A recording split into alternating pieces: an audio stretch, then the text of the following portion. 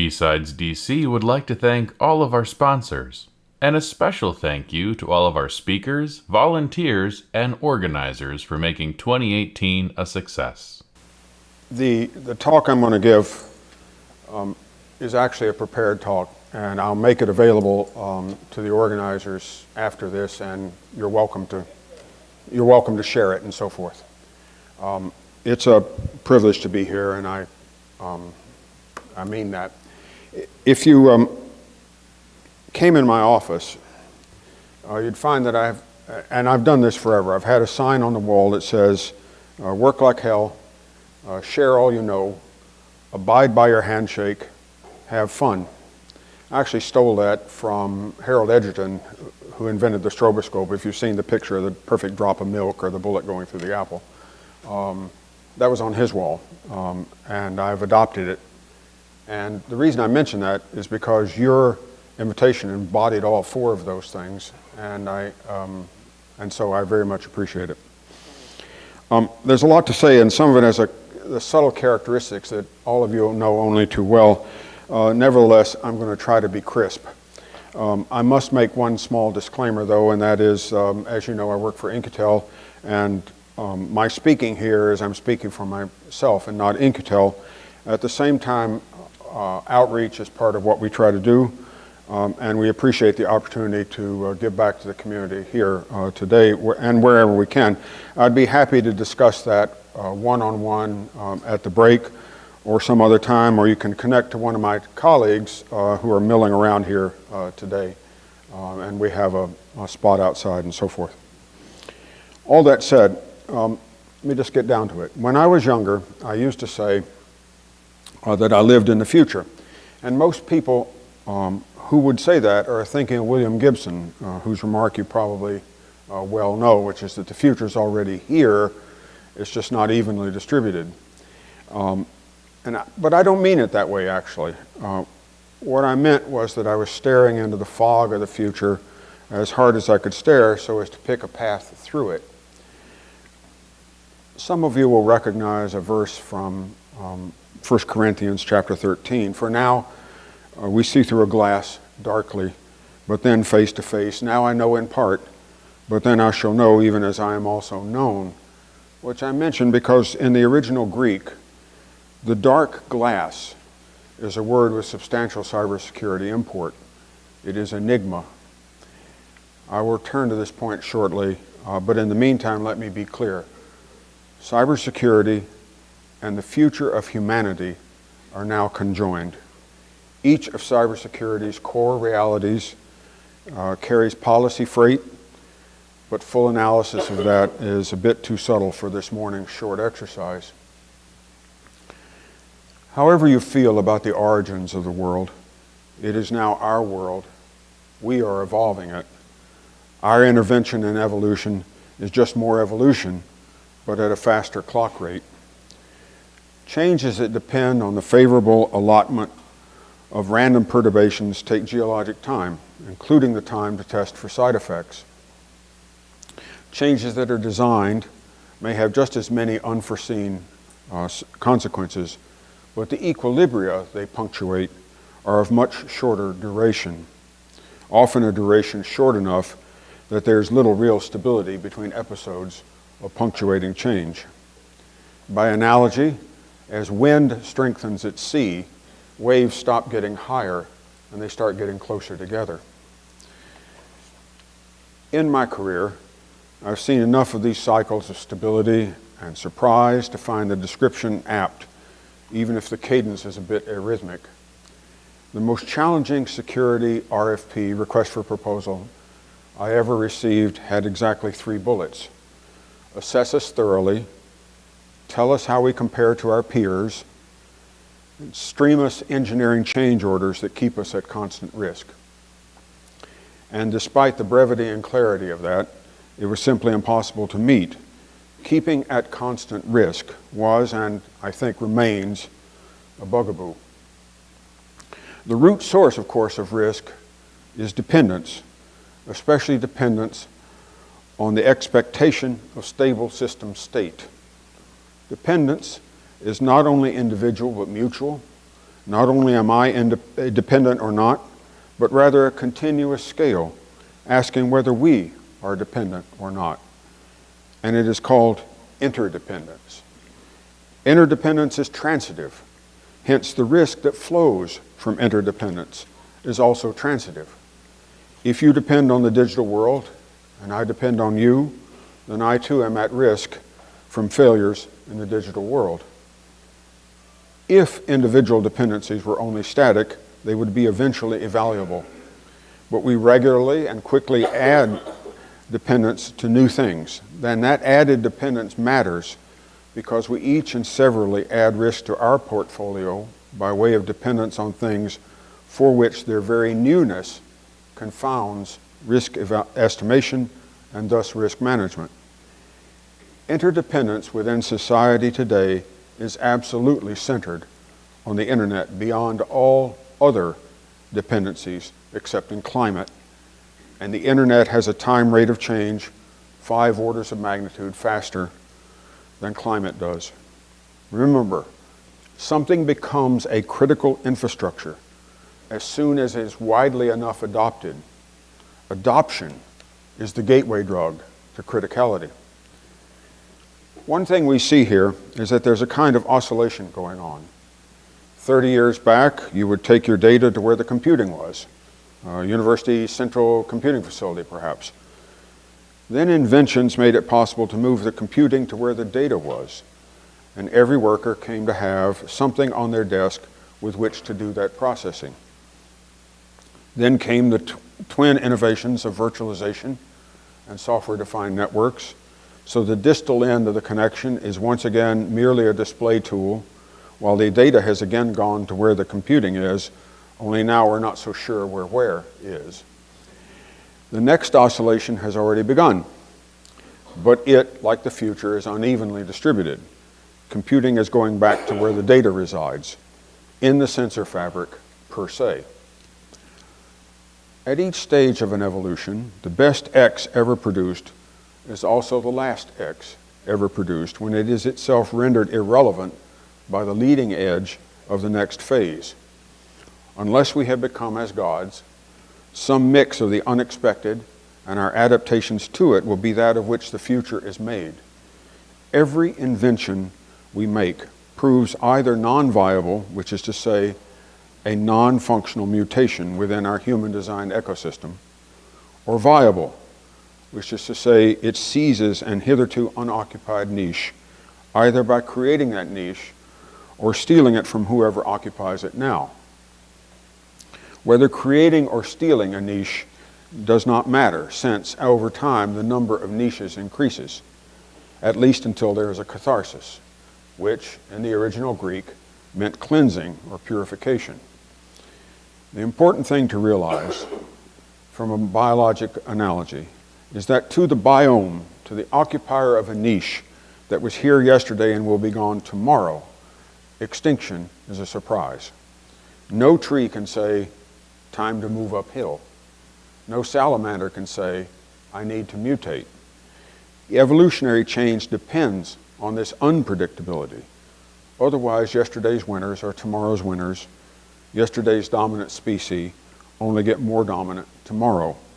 This is true both for nature as wetware and nature as software.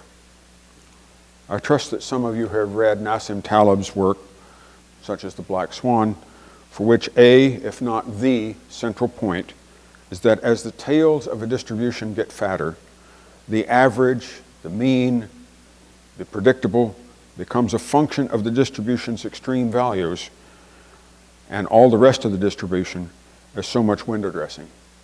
A fat-tailed setting inherently resists prediction, but for that very reason makes prediction ever more compelling to pursue. Taleb synopsizes the present technosocial phenomenon and momentum as follows. We are undergoing a switch between continuous low-grade volatility to the process moving by jumps, with less and less variation outside of those jumps. Note that I am not conjuring up nation-state actors or divine intervention, though I personally believe that both are at work and at all times. What I am suggesting is that change is what evolution is about, that change is rarely steady, but rather tends to be abrupt, that change is event-driven, that the amount of change an event engenders is proportional to the surprise with which that event arrives, and that we cannot make this otherwise. Our preaching on this topic wastes airtime. The more we say, it is coming, for some cybersecurity value of it, the more those who live only in the moment will have good and marketable reason to ignore us. Speaking as a person with some training in probability, the point to remember is that probabilistic events occur eventually. If we look at nature in the form of the equations of ecology, we see two alternative games for survival: R selection and K selection. R selected species produce many offspring, each of whom has a relatively low probability of surviving to adulthood, while K selected species are strong competitors in crowded environments. K selected species invest more heavily in many fewer offspring, each of whom has a relatively high probability of surviving to adulthood. If we change the term from produce many offspring to re-image frequently, you now have precisely the world of VMs, or to be more current still, the kind of container components in a DevOps setting where it is arguable whether moving target defense or minimizing new product introduction latency is the actual paramount goal. This idea of punctuated equilibrium, as perhaps you can tell, has a hold on me. I trace the birth of the cybersecurity industry to Microsoft's introduction of a TCP/IP stack as a freebie in Windows 95, thereby taking an operating system designed for a single owner-operator on at most a private net and connecting it to a world where every sociopath is your next-door neighbor.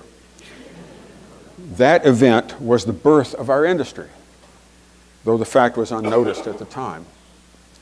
The second of these moments occurred somewhere around, to the best of my guess, 2006, when our principal opponents changed over from adventurers and braggarts to professionals.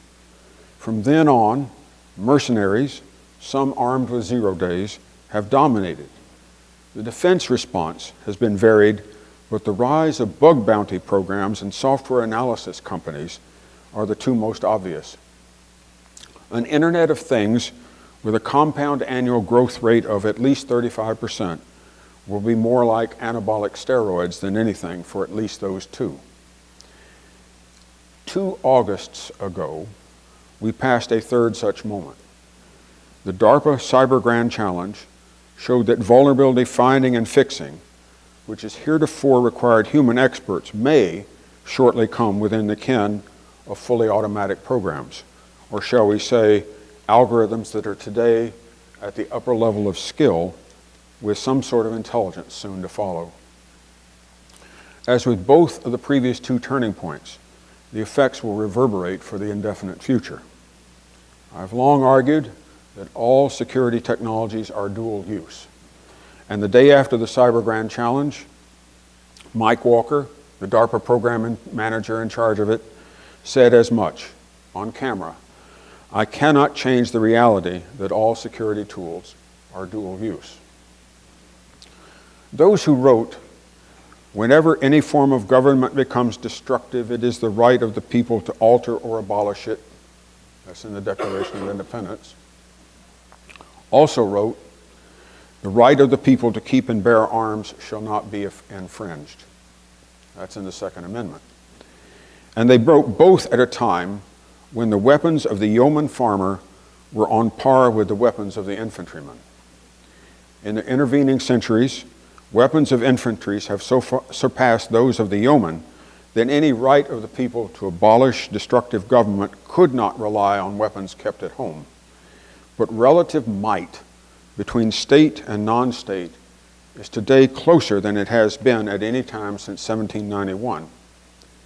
This oscillation in the balance of power may be peaking, but never before could a dozen guys and gals in their pajamas meaningfully annul the state's use of force. Just as hunters must lead their target, we must lead ours. Much of the time, however, we have first to argue, arguing about what our target actually is in what is obviously a target-rich environment. But let me step back just a moment before contributing to that argument. First, what is security? My definition, which underlies, or should I perhaps say biases, my analysis today, is that a state of security is the absence of unmitigatable surprise.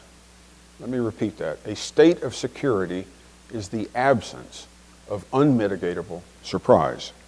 The state of security is not the absence of surprise. It is the absence of unmitigatable surprise. In other words, we will and should expect to fail from time to time. The second one, and coming from the first, is that the highest goal of security engineering is no silent failure. Not no failure, but no silent failure. You cannot mitigate something that you are not aware exists. All well and good. As you nonetheless know, and directly in your case, our hardest problem is not that of deploying mitigations, but rather deciding how to spend our inherently limited deployment capacity. What mitigations do we actually deploy? Which malware do we counter? What vulnerabilities do we patch? What alarms do we chase down and investigate fully? You know this as well as I do. The true task of the security worker is to pick what to do based on an informed sense or intuition of which task selects for the better future. There's always too much to do. There's always a top-down demand for perfection. At this point, I could start making predictions about the future, but I'm not going to. They might be right and they might be wrong, but unless we, or perhaps the organizers, want to start putting real money on the table, those predictions would be worth what you paid for them. Instead, for the purpose of this talk, I'm going to describe some choices we have to make. Choices that we will make, one way or the other. These are choices we have to make not in the sense of what will I have for breakfast, but rather in the sense of coming to a fork in the road and picking one of the turnings, realizing full well that we will never come back to that fork as unencumbered as we are now. Metrics. Much has been written on security metrics, but we are still short on what constitutes the minimum essential set for cybersecurity. Charles Darwin said, all observation must be for or against some view if it is to be of any service. At the macro level, the fork in the road we face is which of cybersecurity's two possible goals our metrics or our observations are to be for or against. Is it driving the mean time between failures to infinity? Or is it driving the mean time to repair to zero? Both can be said to achieve the same goal, 100% availability. But which do we steer by? And by the way, don't say both. Embedded systems. You can call this the Internet of Things if you prefer. Qualcomm's Swarm Lab at Berkeley predicts 1,000 radios per human by 2025. Pete Diamandis of the X Prize fame wrote a book called Abundance. He calls for 45 trillion networked sensors by 2035. These kinds of scale cannot be supervised. They can only be deployed and left to free run. If any of the free running is self-modifying, the concept of measurable attack surface is just plain over. So too is the concept of trustworthy computing, at least as we presently understand it. But to make clear the fork in the road, embedded systems must either have a remote management interface or they must have a finite lifetime. A remote management interface delivers serious risk to us almost as much as it delivers us from serious risk. Enforcing a finite lifetime, by contrast, means culpability for those who fail to implement it. But that means culpability for whom, and how, and for what. Either way, immortal and unfixable is anathema. Defense. As mentioned earlier, the automated discovery of vulnerabilities is a classic dual-use technology. Our choice, our fork in the road, is either to move toward proving that a body of code implements its spec and no more, or to embrace moving target defense. Code proving is if not the gold standard, but it is also difficult and expensive enough to do that after a successful proof is in hand, you must then adopt brutal change control to protect your investment. Moving target defense may be good enough to reverse the defender-attacker strategic asymmetry that today favors attackers, but it also guarantees that exactly how any fielded instance of code really works at any given moment will require an intermediary to explain. Taking either path is a serious choice supported by serious results obtained by serious scientists. It is also a choice that is hard to later rescind. Composability. 3 years ago, my colleagues at a leading software security assessment firm said that the sizes of applications they were seeing had grown so large, we're talking 20 gigabyte web apps, for example, that they had to be machine-written code. So they were able to say that, therefore, that even machines can write vulns. Today, they say that the average code blob is very small, consistent with the trend to microservices. This is, in fact, more of the same. But now we throw in small modules that might each be provably correct and ask whether security can be made to be composable. Can we find a way to ensure that connecting two secure modules delivers a secure result? Probably not. But DARPA program manager Sergei Bratis is formulating an effort to see if parsing, at least, can be made composable. Until the composability question is answered, the choice of module size and interconnection strategy presents fork after fork after fork from which we have to choose. To fix or not fix. In 2014, in Atlantic Monthly, Bruce Schneier asked a cogent, entirely first principles question. Are vulnerabilities in software sparse or dense? Treating that as a policy question, if they are sparse, then every one you find and fix meaningfully lowers the number of avenues of attack that are extant. If they are dense, then finding and fixing one more is essentially irrelevant and a waste of the treasure spent finding it. 6 take away 1 is a 15% improvement. 6,000 take away 1 has no detectable value. My policy answer is that for any body of stable code under competent leadership, vulnerabilities become sparse over time. But as code volume explodes, the total number of extant vulnerabilities must rise, which leads again to Nassim Taleb and the heavy tales of power law distributions and the black swan. The ongoing work by various researchers on the rediscovery rate of vulnerabilities is most instructive in this regard. In any case, this is another fork in the road. Defense by hardening versus defense by moving target. To quote Cassius Clay or Muhammad Ali, as you prefer, dance like a butterfly or sting like a bee. Support. In the real world, abandon things that matter, a car, a house, a baby, a bank account. They'll get seized for the public good. Abandoned code bases should be no different. And abandoned code seized for the public good almost surely means open sourcing it. This fork in the road is actually a Hobson's choice, a take it or leave it proposition. Note that in the sense used here, code means not just source, but the build environment. Reproducibility is the issue. Reproducibility is the requirement. Tell that to your average router maker. But if seizing an abandoned code base is too big a stretch before breakfast, then start with a certifying authority that goes bankrupt. Who gets the keys?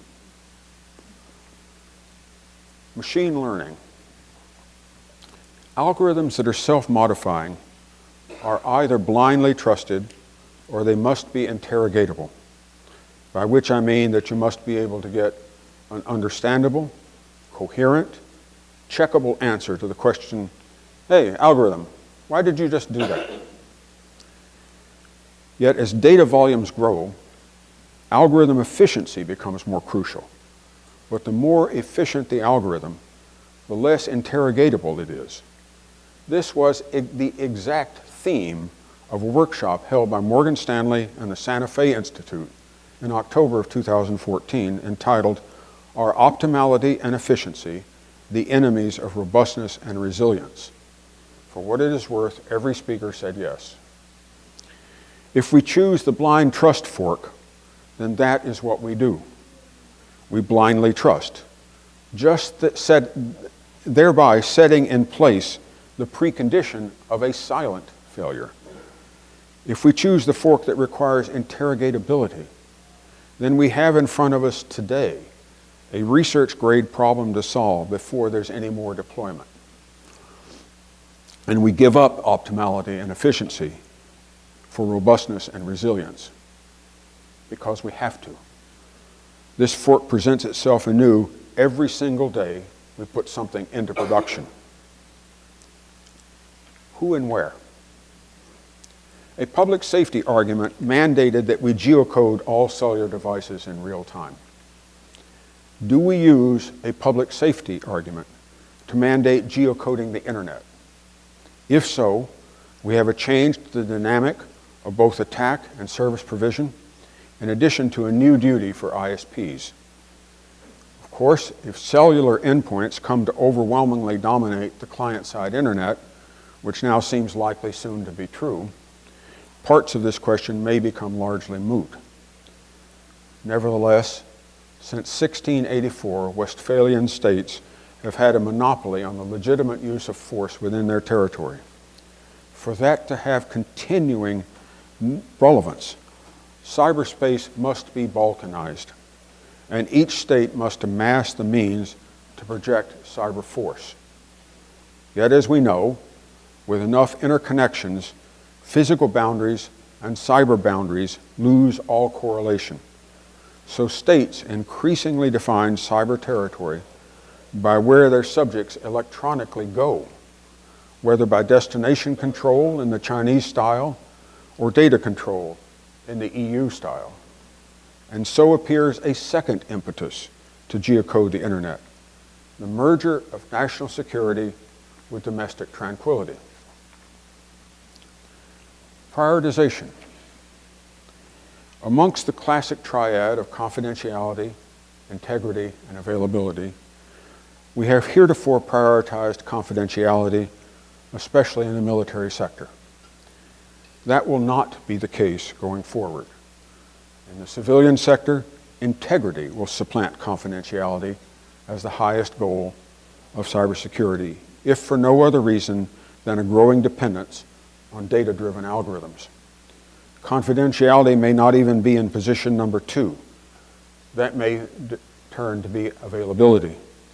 What we get to choose at this fork in the road is a body of procedural niceties as to when the need for integrity trumps the need for confidentiality, which is, of course, where anonymity and provenance have their long-delayed head-on collision.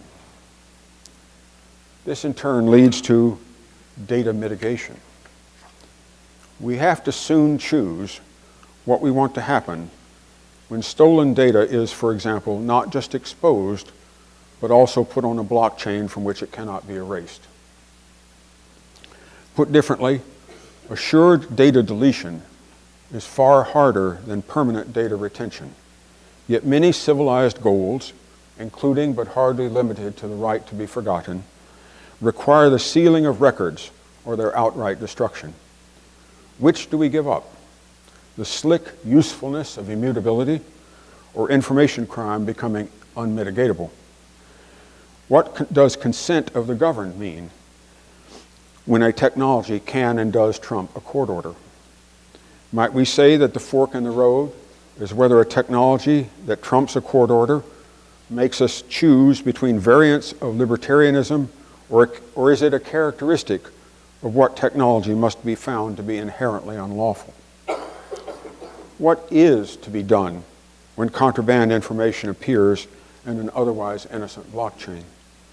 If an algorithm is in charge of something we care about, what is to be done if the data from which that algorithm was derived becomes suspect or even is made to disappear? Names and reachability. The fraction of the world's endpoints that have names is falling. If you combine an estimated 3 billion endpoint addresses that are globally reachable and a global routing table that contains 750,000 entries, then a routing table entry represents, on average, approximately 4,000 potential endpoints, or in CID terms, a /20. Notably, many of the smallest routing table entries are NAT gateways, network address translation gateways, and so might represent a vast population of other endpoints. In the sparseness of IPv6, a named endpoint is discoverable and hence reachable, whereas an unnamed endpoint is not. Are the nameless to be constrained to initiate outbound transactions but never to accept inbound ones? What is a key management model for 1 trillion small devices that have no resolvable name? In the name of security, do we require nameless, outbound-only entities to ask for an occasional update, and if so, only from entities that do have names? Momentum says that soon, the majority of internet endpoints will not be describable by name, nor discoverable by scanning. Another layer of indirection will, of course, solve some of those problems and create others.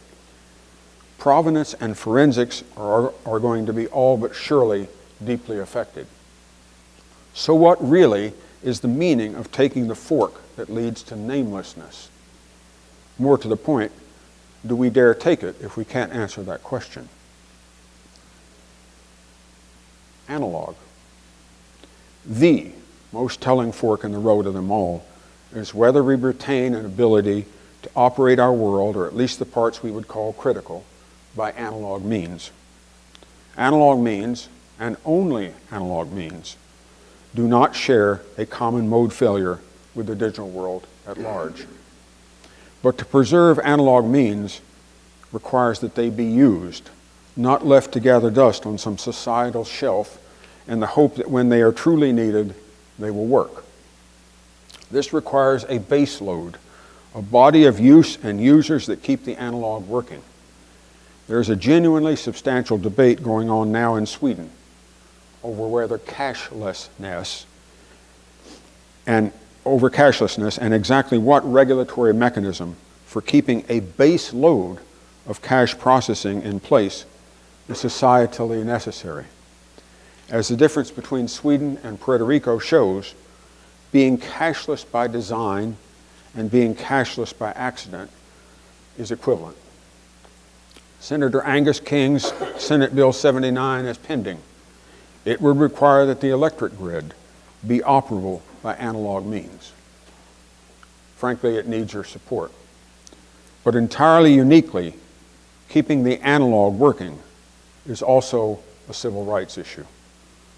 What we have here is an historic anomaly, an anomaly where the most readily available counter to an otherwise inexorable drift into a vortex of interdependent singleton technology and the preservation of a spectrum of non-trivial civil rights is one and the same counter. The guarantee by force of law where necessary that those who choose to not participate in the digital melange can nevertheless fully enjoy life, liberty, and the pursuit of happiness. That to opt out of the digital vortex does not require that they live in medieval conditions. And by doing so, we reap a national security benefit in the bargain as those opting out are the base load for the analog alternative. This is a fork in the road worthy of Robert Frost. I shall be telling this with a sigh, somewhere ages and ages hence, two roads diverged into a wood, and I took the one less traveled by. And that has made all the difference. And that is what I'm here to tell you, that the future of humanity and cybersecurity are conjoined, so that as we prepare to make some decisions that are of the fork and the road caliber, we need to think it through, because in making decisions about cybersecurity, we are in fact choosing amongst possible futures for humanity. Those decisions will be expensive to later reverse in either dollars or clock ticks. The onrushing world of full personalization means the rational decision for the individual or the small entity does not and will not aggregate into the rational decision for society at large. Perhaps that is the core effect of a rate of change up with which we cannot keep. Perhaps this is not just the wisdom of Robert Frost, but also that of Donald Knuth. Premature optimization is the root of all evil. Perhaps it is Mike Odell. Left to themselves, creative engineers will deliver the most complicated system they think they can debug. Or is it Secretary of State John Foster Dulles? The measure of success is not whether you have a tough problem to deal with, but whether it is the same problem you had last year. Or maybe it is David Wheeler. All problems in computer science can be solved with another layer of indirection, except for the problem of too many layers of indirection, which immediately invokes Camille Paglia. The sweeping appeal to history somehow overlooks history's far darker lessons about the cyclic rise and fall of civilizations, which, as they become more complex and interconnected, also become more vulnerable to collapse. The earth is littered with the ruins of empires that believed they were eternal. You, we, us, are the masters of the universe now. What will we do with that power, which we have but a short while more? There's never enough time. Thank you for yours.